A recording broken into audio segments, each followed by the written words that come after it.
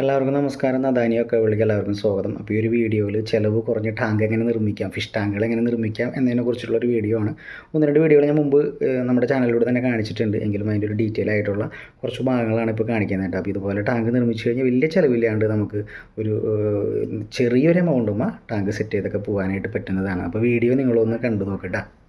അപ്പോൾ ഈ കാണുന്നത് നമ്മുടെ വീടിൻ്റെ ചുമരും ഒരു മതിലിൻ്റെ ഇടയിലുള്ള ആ ഒരു സ്ഥലം നമ്മൾ ആദ്യം കുറച്ച് ടാങ്കുകൾ നിർമ്മിച്ചിട്ടുണ്ടായിരുന്നു. അപ്പോൾ ആ ഒരു ടാങ്കുകളുടെ കണ്ടിന്യൂവേഷനായിട്ട് ബാക്കി കുറച്ച് ടാങ്കുകൾ അവിടെ സെറ്റ് ചെയ്യാനുള്ള പരിപാടിയിലാണ്. അപ്പോൾ അതിൻ്റെ നടുക്കൊരു പേരമരം നിൽക്കുന്നുണ്ട്, കുറച്ച് കാടൊക്കെ കയറി കിടക്കുന്നുണ്ട്. അപ്പോൾ ആ കാട് കയറിയ ഭാഗങ്ങളൊക്കെ നമ്മൾ ഈ കാണുന്ന പോലെ ചെത്തി വെടുപ്പാക്കി എടുക്കുന്ന കാഴ്ചകളാണ് ഈ കാണുന്നത് കേട്ടോ. ഇതെല്ലാം ചെയ്യുന്നത് നമ്മളൊരു ആഗസ്റ്റ് മാസത്തിലാണ് ചെയ്യുന്നത്. ആഗസ്റ്റ് മാസത്തിൽ നമ്മൾ ഇതുപോലെയൊക്കെ തുടങ്ങിയിട്ടു.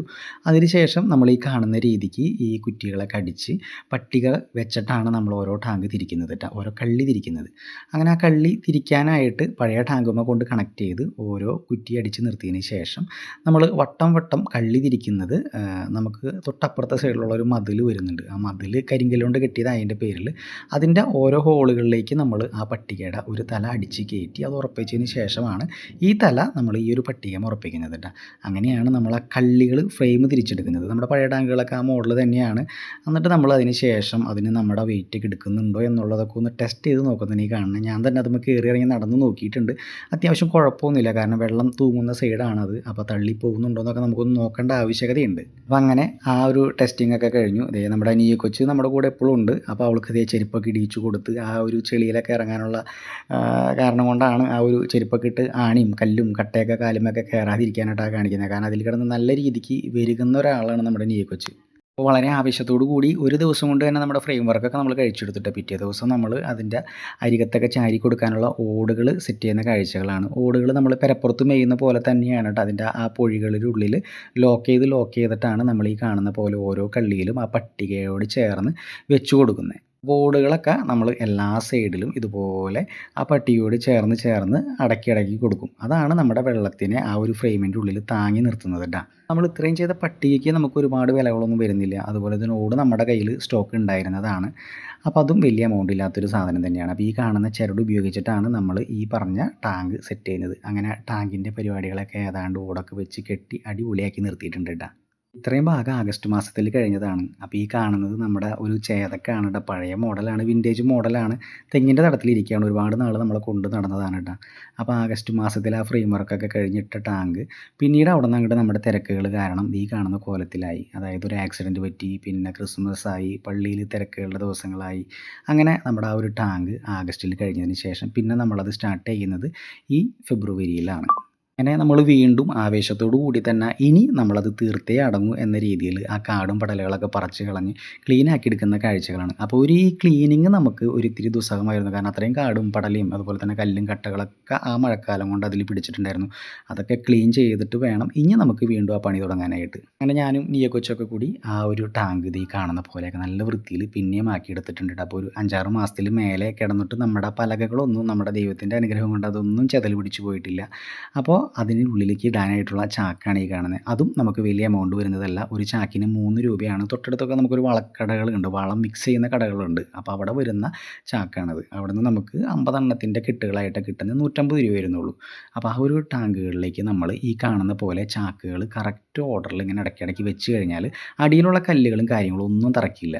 പക്ഷേ ഇപ്രാവശ്യം നമ്മളത് തീർത്തേ അടങ്ങൂ എന്നുള്ള ആ ഒരു തീക്ഷ്ണത നമ്മളത് ഈ കാണുന്ന പോലെ ടാങ്ക് 1-2 എണ്ണം ഷീറ്റിട്ട് കഴിഞ്ഞിട്ടുണ്ട്, വെള്ളം നിറച്ചിട്ടുണ്ട്. നീയെ കൊച്ചും ഹാപ്പി ആയിട്ടുണ്ട്. അവൾക്ക് കുറച്ച് നേരമൊക്കെ ഒന്ന് ചാടി കളിക്കാനുള്ള ചെറിയൊരു സ്വിമ്മിംഗ് പൂൾ ആയിട്ടുണ്ട് കേട്ടോ. അപ്പോൾ ഇതിൽ ഉപയോഗിച്ചിരിക്കുന്ന ഷീറ്റ് വളരെ വില കുറഞ്ഞ ഷീറ്റാണ്. നമുക്ക് കിലോത്തിന് 120 രൂപയാണ് ഇവിടെ വരുന്നത് കേട്ടോ. ചാലക്കുടി മാർക്കറ്റിൽ നിന്നാണ് നമ്മളത് കളക്ട് ചെയ്യണേ. 120 രൂപയാണ് ഈ ഷീറ്റ് വരുന്നത് കേട്ടോ.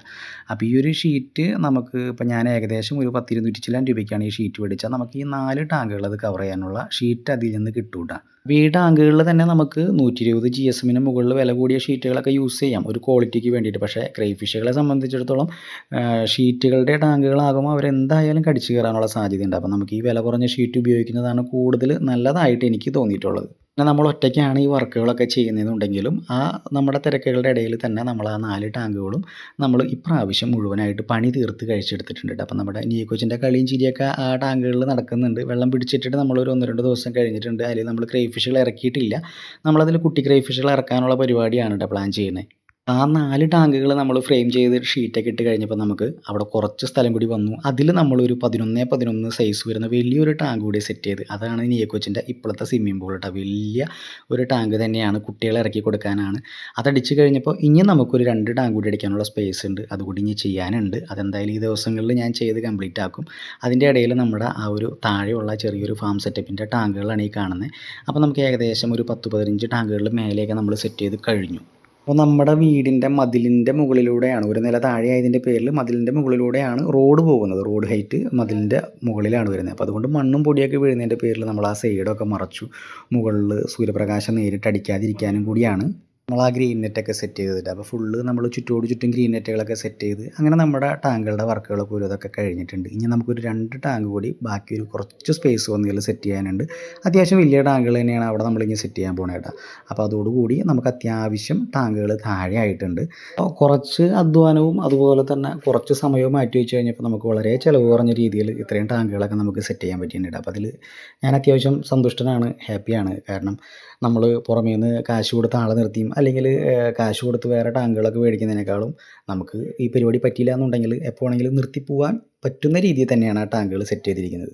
അപ്പോൾ നിങ്ങൾക്കും ഇതുപോലെ നിങ്ങളുടെ ഐഡിയകൾക്കനുസരിച്ചിട്ട് ചിലവ് കുറഞ്ഞ രീതിയിലുള്ള ടാങ്കുകൾ നിർമ്മിക്കാം കേട്ടോ. ഞാനിത് എൻ്റെ ചെറിയൊരു ഐഡിയയിൽ തോന്നിയ കാര്യങ്ങൾ വളരെ ചിലവ് കുറച്ച് ചെയ്തു, അത് നിങ്ങളെ കാണിച്ചത് മാത്രമേ ഉള്ളൂ. അപ്പോൾ നമ്മളിവിടെ ചെയ്യുന്ന വളരെ ചിലവ് കുറഞ്ഞ രീതിയിലുള്ള ടാങ്ക് നിർമ്മാണം കണ്ടു കാണുമല്ലോ. അപ്പോൾ എന്തായാലും വീഡിയോ ഇഷ്ടപ്പെട്ടിട്ടുണ്ടെന്നുണ്ടെങ്കിൽ നമ്മുടെ ചാനലൊന്ന് സബ്സ്ക്രൈബ് ചെയ്ത് നിങ്ങളുടെ സുഹൃത്തുക്കൾക്കൊക്കെ ഒന്ന് ഷെയർ ചെയ്ത് കൊടുക്കാൻ മറക്കരുത് കേട്ടോ. അപ്പോൾ ഓക്കെ, താങ്ക് യു.